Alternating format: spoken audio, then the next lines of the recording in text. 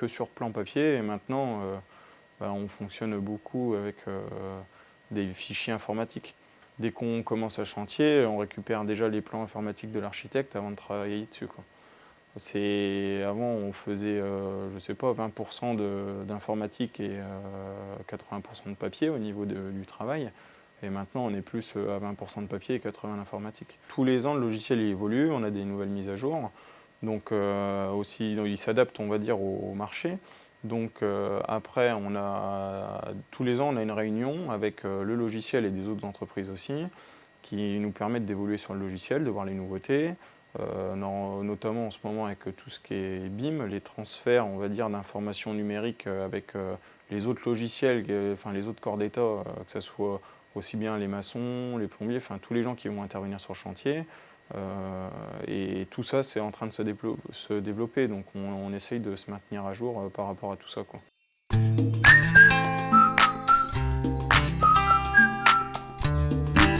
À l'école, on apprend des bases. Et en pratique, on se rend compte de la réalité du terrain. Donc on n'a pas, ne serait-ce que les intervenants avec les architectes, les autres corps de métier. Et puis on touche du concret. Quand on dessine quelque chose ici, on dessine sur l'ordinateur des choses, sur le logiciel, ça se retrouve sur le chantier. C'est-à-dire que le bout de bois qui va être conçu dans nos bureaux va se retrouver taillé à l'atelier, alors qu'à l'école, c'est que du fictif. On n'est pas...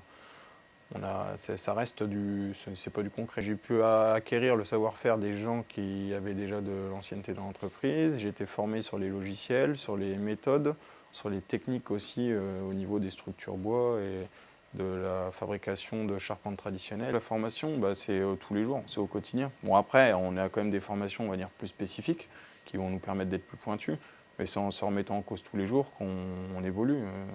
Donc c'est au contact des autres, on va dire, qu'on apprend et qu'on évolue.